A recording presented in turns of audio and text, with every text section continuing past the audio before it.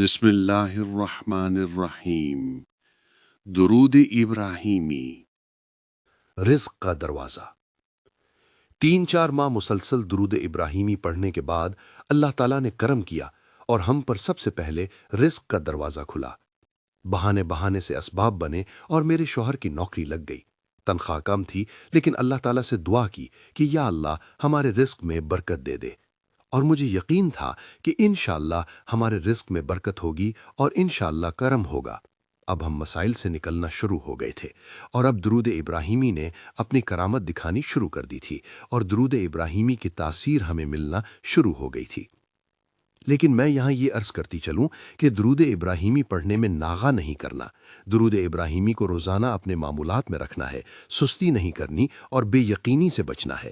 درود ابراہیمی کو یقین کے ساتھ پڑھنا ہے اور درود ابراہیمی کو مسلسل پڑھنا ہے اور درود ابراہیمی کو ٹھہر ٹھہر کر پڑھنا ہے اور درود ابراہیمی کو لگن اعتماد کے ساتھ وقت نکال کر اہتمام سے پڑھنا ہے، جلد بازی نہیں کرنے کی۔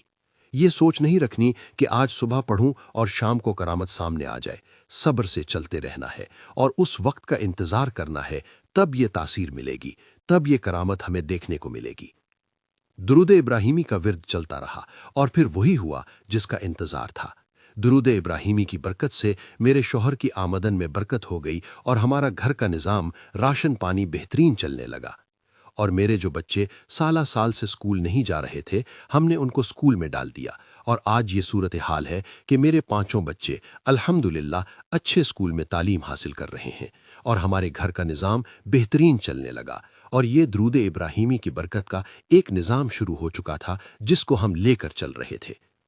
درود ابراہیمی کا سلسلہ چلتا رہا اور کافی عرصے کے بعد میں نے 1100 بار روزانہ درود ابراہیمی پڑھنا شروع کر دیا اور اس کو اپنا معمول بنا لیا۔